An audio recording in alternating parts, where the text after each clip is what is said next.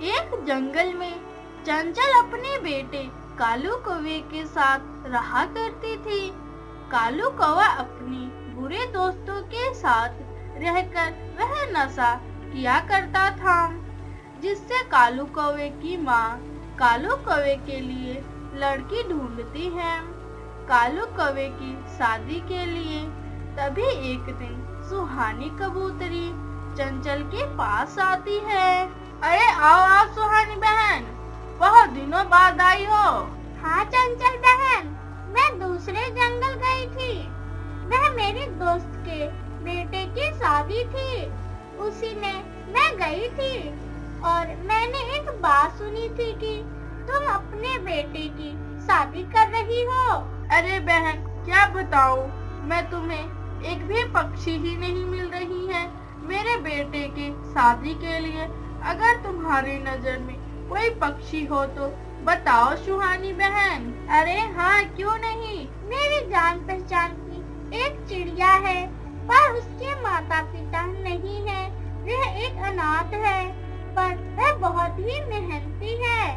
दोस्तों, अगर आपको मेरी वीडियो पसंद आई हो तो प्लीज मेरे चैनल को लाइक सब्सक्राइब जरूर से कीजिए। अरे ये आप कैसी बातें कर रही हैं? हम कल ही उस पक्षी को देखने जाएंगे। फिर वह तीनों अगले दिन लीला के घर जाते हैं। अरे लीला बेटी, मैं तुम्हारे लिए रिश्ता लेकर आई हूँ। इतना बात सुनकर लीला उन सब के लिए कुछ खाने को लेकर आती है। अच्छा बेटी, तुम्हें क्या क्या बनाना आता है और तुम्हें क्या करना पसंद है? अरे माँ जी, मैं सब कुछ बना लेती हूँ और मुझे स्वेटर बनाना बहुत पसंद है। अरे कालू बेटा, क्या तुम्हें लीला पसंद है? हाँ माँ, मुझे लीला बहुत ज्यादा पसंद है, पर माँ मैं लीला से कुछ अकेले में बात करना चाहता हूँ। इतना कहकर कालू कौवा लीला से अकेले में बात करता है।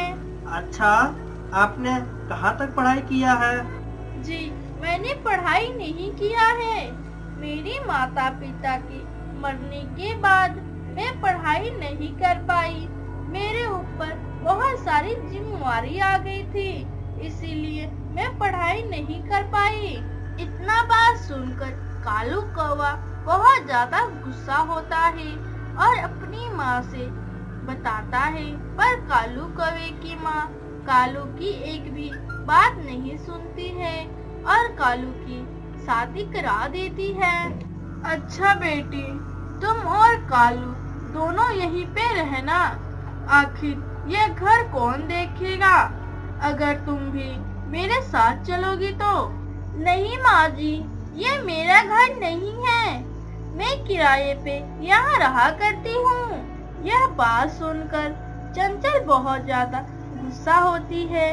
वह अपने बेटे की शादी जमीन के लालच में आकर करी होती है।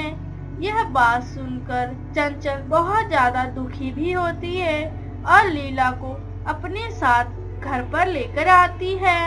लीला, जाओ, लकड़ी खत्म हो गई है, लकड़ी लेकर आओ और चूल्हे पर खाना बनाओ। जी माँ जी। यह बात सुनकर लीला लकड़ बीनने जाती है। लीला लकड़ बीन रही होती है, तभी सुहानी कबूतरी वहाँ आ जाती है। अरे लीला, ये तुम लकड़ी क्यों बीन रही हो? तभी लीला सुहानी को सारी बातें बता देती है। अरे लीला, मुझे माफ कर दो, मैंने कभी भी नहीं सोचा था कि चंचल ऐसा करेगी तुम्हारे साथ। कोई बात नहीं आंटी जी, जो मेरी किस्मत में है वह तो जरूर होकर रहेगा।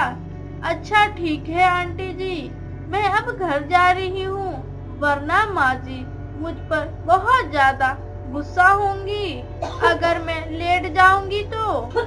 इतना कहकर लीला वहाँ से चली जाती है।